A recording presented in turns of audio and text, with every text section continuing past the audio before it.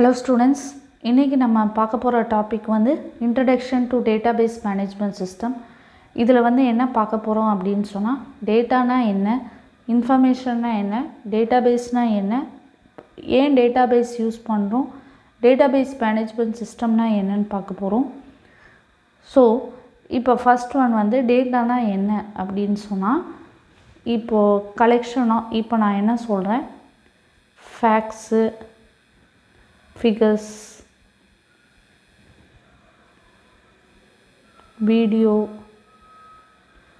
audio, speech,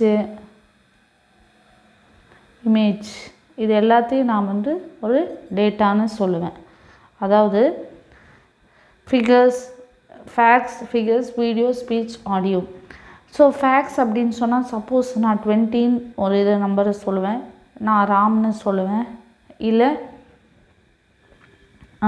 வந்து நான் என்ன சொல்லுவேன் அப்படின்னா ஏதாவது ஒரு ஜென்ரலாக ஒரு வீடியோ சொல்லுவேன். இதெல்லாம் வந்து ஃபேக்ட்.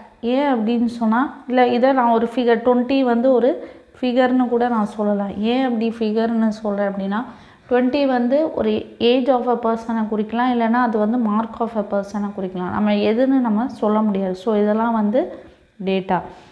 இப்போது இன்னொரு ரியல் டைம் எக்ஸாம்பிள் பார்த்தீங்க அப்படின்னு சொன்னால் இப்போ நீங்கள் ஃபேஸ்புக்கில் கமெண்ட்ஸ் இதெல்லாம் கொடுக்குறீங்க இல்லையா, வீடியோஸ் இதெல்லாம் பார்க்குறீங்க, அதெல்லாமே டேட்டா தான். ஃபேஸ்புக்கு இல்லை ட்விட்டரு. இப்போ நம்ம வந்து ஒரு ஆன்லைன் ஷாப்பிங் பண்ணுறோம், அமேசான் அல்லது ஃப்ளிப்கார்ட்டில் பண்ணும்போது நம்ம வந்து ஷாப்பிங் முடிச்சுட்டு திருப்பி வந்து நெக்ஸ்ட் டே வந்து வேறு பேஜ் ஏதாவது பார்க்கும்போதோ இல்லை வேறு ஏதாவது படிக்கும் போதோ என்னமாவது பண்ணும்போது என்ன ஆகும் அப்படின்னா நம்ம ஏற்கனவே நேற்று வாங்கின ப்ராடக்டை பேஸ் பண்ணி அதில் ஏதாவது ஆஃபர் இருந்தால் நமக்கு அது டிஸ்பிளே ஆகும். அது எந்த ஸ்க்ரீன்லனாலும் நமக்கு வெப்பேஜில் நம்ம எந்த வெப்பேஜை நம்ம பார்க்குறோமோ அந்த வெப்பேஜில் நமக்கு வந்து டிஸ்பிளே ஆகும். அது எப்படி டிஸ்பிளே ஆகுதுன்னா நம்மளோட டேட்டா, அதாவது நம்மளோட டேட்டா ப்ளஸ் நம்மளோட ப்ரௌசிங் ஹிஸ்ட்ரினால அது டிஸ்பிளே ஆகுது. நம்ம டிரான்சாக்ஷன் பண்ணாலும் பண்ணாட்டாலும் ஒரு தடவை அந்த ஃப்ளிப்கார்ட்லேயோ அமேசான்லேயோ ஏதாவது ஒன்று ஜஸ்ட்டு கோத்ரூ பண்ணி நம்ம பார்த்துட்டு நம்ம வாங்கலைன்னா கூட நமக்கு வந்து ப்ரௌசிங் ஹிஸ்ட்ரி நம்ம டேட்டாவை யூஸ் பண்ணி நமக்கு வந்து ப்ளஸ் ப்ரௌசிங் ஹிஸ்ட்ரி யூஸ் பண்ணி நமக்கு வந்து இந்த ப்ராடக்ட்லேயே இப்படி ஆஃபர் இருக்குது, இன்றைக்கி வாங்குறீங்களா வாங்கலையான்னு கேட்பாங்க. ஸோ அது எல்லாமே வந்து டேட்டா தான். ஏதாவது வீடியோவாக இருக்கலாம், ஸ்பீச்சாக இருக்கலாம், ஆடியோ இருக்கலாம், இமேஜாக கூட இருக்கலாம். அது நான் மறந்துட்டேன். இமேஜு கூட ஒரு டேட்டா தான் நமக்கு. சரியா? அப்போது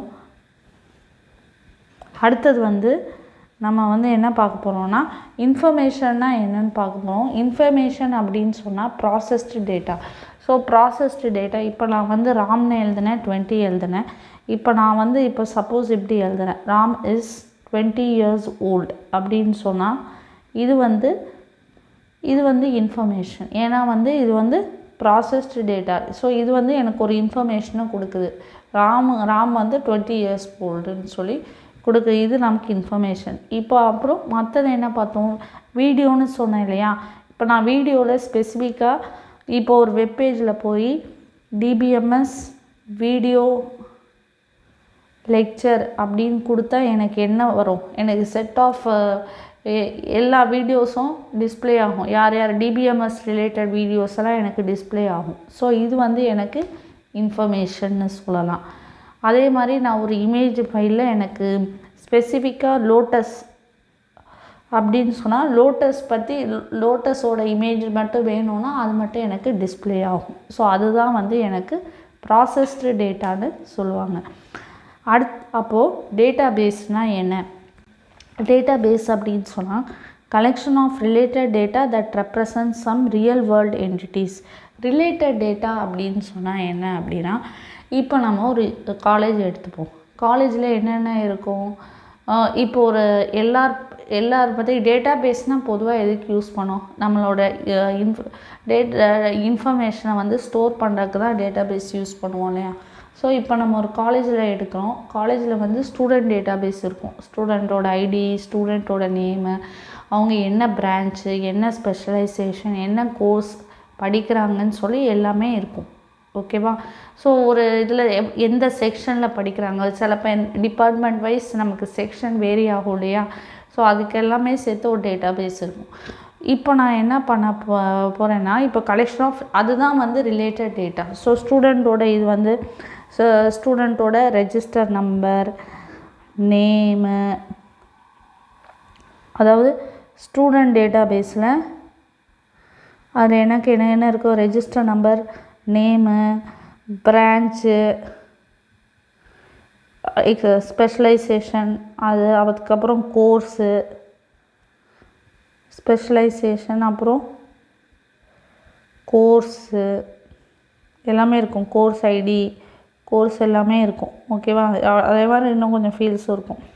ஸோ இப்போ வந்து என்ன, ஏன் ரிலேட்டட் டேட்டான்னு சொல்கிறாங்க, இது வந்து ஒரு student data base. So register நம்பரும் நேமும் ரிலேட்டட். ஏன்னா அதை நம்ம வந்து இதில் வந்து நம்ம ஒரு ஸ்டூடெண்ட்டோட கம்ப்ளீட் டீட்டெயில்ஸ் நம்ம தெரிஞ்சுக்கலாம். இப்போது that represent some real world entities. இப்போ நான் ஸ்டூடெண்ட்டை வந்து என்டிட்டின்னு சொல்கிறேன், இதுதான் ரியல் வேர்ல்டு என்டிட்டி. ஏன்னா அவங்க வந்து நம்ம இந்த ஃபிசிக்கல் வேர்ல்டில் தே எக்ஸிஸ்ட், அதனால் இது ரியல் வேர்ல்டு என்டிட்டி. இப்போ இது ஸ்டூடெண்ட் என்டிட்டியாக மட்டும் இல்லாமல், இல்லை நான் ஒரு ஃபேக்கல்ட்டியை பற்றி, ஒரு எம்ப்ளாயியை பற்றி சொல்கிறேன் அப்படின்னா நமக்கு என்ன இருக்கும், எம்ப்ளாயி டேட்டா பேஸ். அவங்களும் வந்து எக்ஸிஸ்ட் ஆகிறாங்க. ஓகேவா. Exist in the real world. So அவங்க வந்து என்ன இருக்கும், எம்ப்ளாயி ஐடி, எம்ப்ளாயி நேமு, அவங்க என்ன டிபார்ட்மெண்ட் அப்படின்னு சொல்லிட்டு டிபார்ட்மெண்ட் இருக்கும், அவங்களோட ஷிஃப்ட்டு என்ன ஷிஃப்ட் இருக்குது, என்ன டெய்லி என்ன ஷிஃப்ட்டு, அந்த மாதிரி ஒரு என்ன ஷிஃப்ட்டு, இந்த ரொட்டேஷன், அவங்க சேலரி டீட்டெயில்ஸு, அவங்க டிஏ என்ன, ஹெச்ஆர் என்ன, அந்த மாதிரி எல்லாமே இருக்கும். ஸோ இதுதான் வந்து எம்ப்ளாயி டேட்டா பேஸ். அதனால தான் இதை வந்து ரியல் வேர்ல்டு என்டிட்டின்னு சொல்கிறாங்க. இப்போ டேட்டா பேஸ்னால் உங்களுக்கு ஒரு ஐடியா கிடைக்கும்னு நினைக்கிறேன். ஸோ ஒரு ஸ்டூடெண்ட்டோட டீட்டெயில்ஸை நம்ம ஒரு இடத்துல ஸ்டோர் பண்ணோம். It is mainly used for storage. அப்போது டேட்டா பேஸ் வந்து இந்த ஸ்டோரேஜ் மட்டும் பண்ணால் போதுமா, கிடையாது. இப்போ நான் வந்து இங்கே நான் எம்ப்ளாயி ஐடின்னு சொன்னேன். இப்போ இவங்க வந்து என்ன ஆகும், சில நேரம் அவங்க வந்து ரிசைன் பண்ணிட்டு போயிடுவாங்க. ரிசைன் பண்ணிட்டு போனால் அவங்க டீட்டெயில்ஸ் டேட்டா பேஸில் இருக்கணுமா வேணாமா, அப்போ இருக்கக்கூடாது. இப்போ புதுசாக ஒரு எம்ப்ளாயி வந்து ஜாயின் பண்ணுறாங்க, ரெக்ரூட் பண்ணும்போது ஜாயின் பண்ணுறாங்களே, அப்போ அவங்க டீட்டெயில்ஸை வந்து நம்ம டேட்டா பேஸில் என்ட்ரி போடணும். ஸோ அதுதான் வந்து டேட்டா இன்சர்ஷன். டெலிஷன்னா வந்து அவங்க சப்போஸ் ரெசிக்னேஷன் கொடுத்துட்டாங்கன்னா டெலீட் பண்ணணும். சப்போஸ் அவங்க சேலரி அல்லது டிஏ அப்டேட் ஆகிடுச்சுன்னா அதை நம்ம அப்டேட் பண்ணணும். ஸோ எந்த இதில் வந்து இன்சர்ஷன், அப்டேஷன், டெலிஷன், அதாவது இந்த மூணுமே ப்ரெசண்ட் ஆகிருக்கு எந்த ஸ்டோரேஜ் சிஸ்டமில், இந்த மூணுமே வந்து ஒரு சிஸ்டமேட்டிக்காக நடக்கிறோம், அதை வந்து நம்ம டேட்டா பேஸ்ன்னு சொல்கிறோம். ஸோ அதில் என்னென்ன இருக்கணும், இன்சர்ஷன், டெலிஷன், அப்டேஷன்.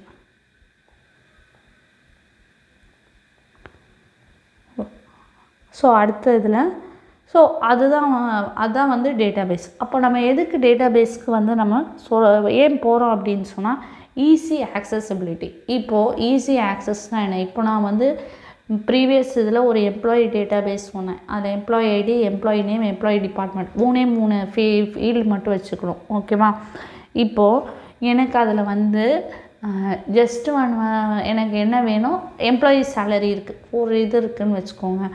இப்போ அதில் வந்து எனக்கு சேலரி வேணாம். இப்போ எம்ப்ளாயிக்கு வந்து நான் என்ன எனக்கு சேலரியே எனக்கு பார்க்கணுன்னு அவசியம் இல்லை. நான் வந்து ஒரு தேர்ட் யூசர், எனக்கு வந்து யார் யார் இருக்கிறாங்கன்னு மட்டும்தான் தெரியணும் அப்படின்னு சொன்னால் நான் என்ன பண்ணுவேன், எனக்கு எம்ப்ளாயி டிபார்ட்மெண்ட் வேணும் அப்படின்னு சொன்னால் என்கிட்ட இருக்கிறது employee ID, employee name, employee department, employee salary. எனக்கு சேலரி பார்க்க வேணாம். அப்போது எனக்கு மற்ற 3 ஃபீல்டும் பார்க்கணும் அப்படின்னு சொன்னால் நான் டைரெக்டாக டேட்டா பேஸில் ஒரு query கொடுத்து SQL லைட்டோ or MySQL or Oracle 9G 10G இதில் ஏதாவது ஒரு இதில் வந்து யூஸ் பண்ணி நான் என்ன பண்ணுவேன், query கொடுத்தா எனக்கு ஈஸியாக ஆக்சஸ் பண்ண முடியும்.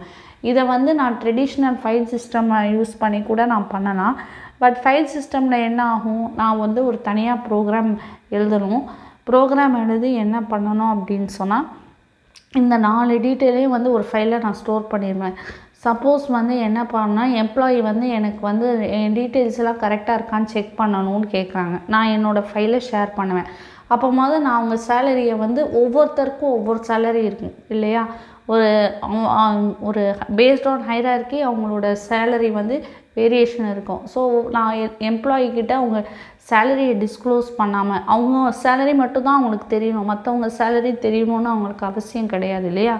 ஸோ அப்போது அவங்க என்கிட்ட கேட்குறாங்க, எனக்கு வந்து என்னோடய எம்ப்ளாயி ஐடி, என்னோடய எம்ப்ளாயி நேமு, எந்த டிபார்ட்மெண்ட், இந்த 3 கரெக்டாக இருக்க பார்க்கணுன்னு சொல்கிறாங்க அப்படின்னா, நான் இந்த 3 மட்டும் தான் ஷேர் பண்ணணும்.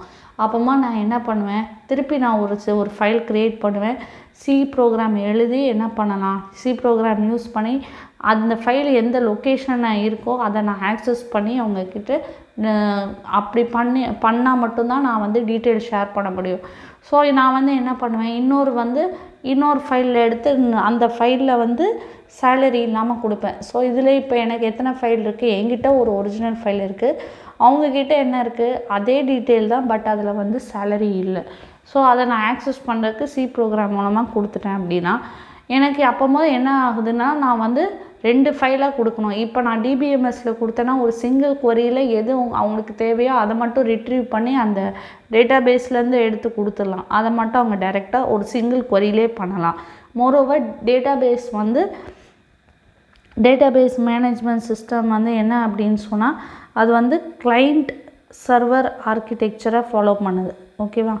கிளைண்ட் சர்வர் ஆர்கிடெக்சரை ஃபாலோ பண்ணுறதுனால, ஃபார் எக்ஸாம்பிள் இப்போ வந்து நான் யூடியூப் நான் சொல்கிறேன் இல்லையா, இப்போ நான் மரியா லேர்னிங் கிளாஸஸ் டிபிஎம்எஸ்ன்னு போடுறேன் அப்படின்னு சொன்னால் எனக்கு வந்து வீடியோஸ் போனோம். ஆனால் என்னோடய யூடியூப் வீடியோ எங்கே லொக்கேட் ஆகிருக்கு, எந்த லொக்கேஷனில் இருக்குது, இந்தியாவில் இருக்கா யூஎஸ்ஏ எதுவுமே எனக்கு தெரியாது. எனக்கு போட்டோன்னே வரும். பட் நான் இதை வந்து ஒரு ப்ரோக்ராம் மூலமாக ஆக்சஸ் பண்ணி இந்த ஃபைலை நான் சப்போஸ் ஷேர் பண்ணேன், ஒரு டெக்ஸ்ட் ஃபைலை மட்டும் ஷேர் பண்ணேன்னா எனக்கு வந்து லொக்கேஷன் தெரியணும். இதில் வந்து எனக்கு லொக்கேஷன் தெரிய வேணாம், லொக்கேஷன் இண்டிபெண்ட், அதனால் ஈஸி ஆக்சஸ். ரெண்டாவது வந்து அவாய்ட்ஸ் ரிடண்டன்சி. இப்போ நான் கொஞ்ச நேரத்துக்கு முன்னாடி சொன்னேன், நான் என்கிட்ட இப்போவே ஒரிஜினல் ஃபைல் இருக்குது, அப்புறம் எம்ப்ளாயி கிட்ட ஷேர் பண்ண செகண்ட் ஃபைல் இருக்குது. டேட்டா என்னமோ அதில் இருக்கிறது ஒன்று தான், ஒன்று வித் சேலரி டீட்டெயில்ஸ் இருக்குது, இன்னொன்று வித்தவுட் சேலரி டீட்டெயில்ஸ் இருக்குது. அப்போது இதில் வந்து என்னாகும், ஒரே காப்பி ஆஃப் த ஃபைல் வந்து என்கிட்ட 2 தடவை இருக்குது. சப்போஸ் இதில் வந்து இதில் என்ன இருக்குது, எனக்கு வந்து ரிடண்டன்சி இருக்குது. ஸோ ஆனால் இது டிபிஎம்எஸ்னால் டேட்டா பேஸ்னால் சிங்கிள் கொரியில் எனக்கு இந்த மாதிரி ஃபைல் மேனேஜ் பண்ண தேவையில்லை. நான் வந்து என்ன சொல்கிறது, அந்த டேட்டா பேஸ்லேயும் வந்து ரிடண்டன்ட் டேட்டாவை நான் அவாய்ட் பண்ணி வச்சுக்கலாம். நான் கம்ப்ளீட்டாக அதை ரிமூவ் பண்ண முடியாது, but I can remove the redundant data to some extent. அது நார்மலைசேஷன் யூஸ் பண்ணி பார்ப்போம். அது வந்து நம்ம ஃபோர்த்கமிங் வீடியோஸில் அதை டீட்டெயிலாக டிஸ்கஸ் பண்ணிக்கலாம். நெக்ஸ்ட் ஒன் வந்து கன்சிஸ்டன்சி. ஸோ இப்போ எங்கிட்ட ஃபைல் சிஸ்டமில் பார்த்திங்கன்னா 2 ஃபைல் இருக்குது. ஒன்று வித்து எம்ப்ளாயி டேட்டா பேஸில் with salary, without salary. So இப்போ நான் வந்து ஏதாவது வந்து ஒரு டீட்டெயில் அப்டேட் பண்ணுறேன் அப்படின்னு சொன்னால், இன்னொரு எம்ப்ளாயி டீட்டெயிலை வந்து சப்போஸ் வந்து ஏதாவது வந்து ஒரு ராமுங்கிற ஒரு எம்ப்ளாயியோட டீட்டெயிலை நான் மாற்றுறேன் அப்படின்னு சொன்னால், அவங்கள டிபார்ட்மெண்ட் மாற்றிட்டாங்க. அப்போது நான் என்ன பண்ணணும், ஸோ அவங்க டீட்டெயிலை நான் வந்து அப்டேட் பண்ணணும். ஸோ இங்கேயும் நான் அப்டேட் பண்ணுவேன், இன்னொரு டூப்ளிகேட் காப்பிலையும் அப்டேட் பண்ணணும். ஸோ இது ஒரு ஃபைல் சிஸ்டம்னால் எனக்கு வந்து இன்கன்சிஸ்டன்சி வரும். இப்போ வந்து 2 ஃபைல் வச்சு பேசிகிட்ருக்கேன், பட் நான் ஃபைல் சிஸ்டம் வச்சு மேனேஜ் பண்ணால் எனக்கு மல்டிபிள் ஃபைல்ஸ் இருக்கும். அப்போது எந்தெந்த ஃபைலில் அப்டேட் பண்ணணும்னு எனக்கு தெரியாது. ஆனால் டிபிஎம்எஸில் வந்து நான் வந்து ஒரு சிங்கிள் query மூலமாக அப்டேட் கமெண்ட் கொடுத்தா எல்லாமே வந்து அப்டேட் ஆகிடும். ஸோ அதனால் கன்சிஸ்டன்சி மெயின்டைன் ஆகுது. மோரோவர் இப்போ சப்போஸ் ஒரு எம்ப்ளாயி வந்து 2 டிபார்ட்மெண்ட்லேயும் இருக்காங்க அப்படின்னு சொன்னால், ஃபார் எக்ஸாம்பிள் இப்போ வந்து ஒரு யூனிவர்சிட்டி ஸ்டாஃப் எடுத்துக்கிட்டிங்க அப்படின்னு சொன்னால், அவங்க வந்து இப்போது இசிஇ டிபார்ட்மெண்ட்லேயும் இருக்காங்க, சப்ஜெக்ட் எடுக்கிறாங்க, சிஎஸ்சி டிபார்ட்மெண்ட்லேயும் சப்ஜெக்ட் எடுக்கிறாங்க. அப்போ வந்து இசிஇ டிபார்ட்மெண்ட்லேயும் அவங்கள பற்றி ஒரு டேட்டா பேஸில் அவங்க நேம் இருக்குது, சிஎஸ்சி டிபார்ட்மெண்ட் டேட்டா பேஸ்லேயும் அவங்க நேம் இருக்குது. இப்படி அவங்க பற்றி ஒரே டீட்டெயில் 2 தனித்தனியாக இடத்துல இருக்குது. எனக்கு அது வேண்டாம். எனக்கு வந்து ஒரே டேட்டா பேஸில் இருக்கணும், அது எங்கே வேணாலும் இருக்கலாம், பட் எதுவாக இருந்தாலும் ஒரு இடத்துல தான் இருக்கணும். ஸோ அது வந்து டிபிஎம்எஸ் டேட்டா பேஸ் மேனேஜ்மெண்ட் சிஸ்டமில் தான் பாசிபிள்.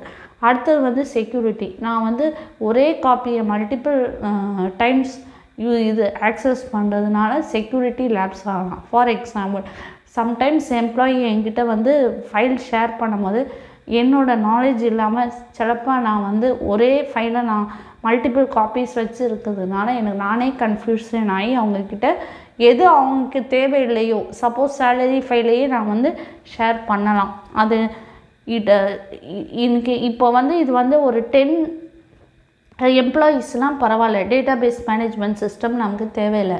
பட் ரியல் வேர்ல்டில் thousands ஆஃப் ரெக்கார்ட்ஸ் இருந்தது அப்படின்னா ஒரு 500 ரெக்கார்ட்ஸ் இருந்தது அப்படின்னா நம்ம வந்து டிபிஎம்எஸ் தான் யூஸ் பண்ணி ஆகணும். சரியா? ஸோ இப்போ அடுத்தது வந்து அப்போ டேட்டாபேஸ் மேனேஜ்மெண்ட்னா என்ன? It is a set of programs software tool to manage data. அப்படின்னா இப்போ நார்மல் ஃபைல் சிஸ்டம் நார்மல் வந்து என்ன ஆகுது அப்படின்னு சொன்னால் யூசர் இருக்காங்க, அப்புறம் வந்து ஃபைல் சிஸ்டம்னு இருக்குது. இப்போ வந்து டிபிஎம்எஸ்னால் என்ன இருக்கும் அப்படின்னு சொன்னால் இதில் வந்து யூசர் இருப்பாங்க, டிபிஎம்எஸ் இருக்கும், கண்டிப்பாக இங்கேயும் ஃபைல் சிஸ்டம் இருக்கும், இல்லாமல் இருக்காது. ஏன் அப்படின்னு சொன்னால் நமக்கு வந்து இல்லாமல் ஃபைல் சிஸ்டம் இல்லாமல் நம்ம ஏதாவது யூஸ் பண்ணோன்னா எல்லாமே ஒரே இடத்துல இருக்கும். கண்டிப்பாக வந்து நமக்கு எல்லாமே கொலாப்ஸ் ஆயிடும். நம்ம ட்ரைவ் சொல்கிறோம் இல்லையா, டி ட்ரைவ், சி ட்ரைவ் எல்லாமே வந்து இட் இஸ் மேண்டேட்ரி. பட் இங்கே டிபிஎம்எஸ்ங்கிறது வந்து டேட்டாபேஸ் மேனேஜ்மெண்ட் சிஸ்டம். ஸோ இந்த நேம் வச்சு நம்ம என்ன சொல்லலாம்? It manages the data system. It is a set of programs or software tool to manage data. So what kind of data? It depends. ஏன்னா அது வந்து டேட்டா வந்து இமேஜாக இருக்கலாம், இல்லை வீடியோவாக இருக்கலாம், இல்லை ஆடியோவாக இருக்கலாம். அதனால தான் வந்து அதுதான் இதை சொல்லியிருக்காங்க. ஸோ அதனால தான் மேனேஜ் டேட்டா இது எதுவாக இருந்தாலும் இருக்கலாம். ஸோ வந்து டேட்டாபேஸ் மேனேஜ்மெண்ட் சிஸ்டம் அப்படின்னு சொன்னால் database plus database management system equal to system management.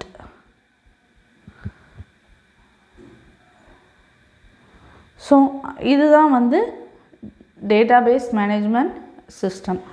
So நம்ம நெக்ஸ்ட் வீடியோவில் ரிலேஷனல் டேட்டாபேஸ் மேனேஜ்மெண்ட் சிஸ்டம்னா என்னன்னு பார்க்க போகிறோம்.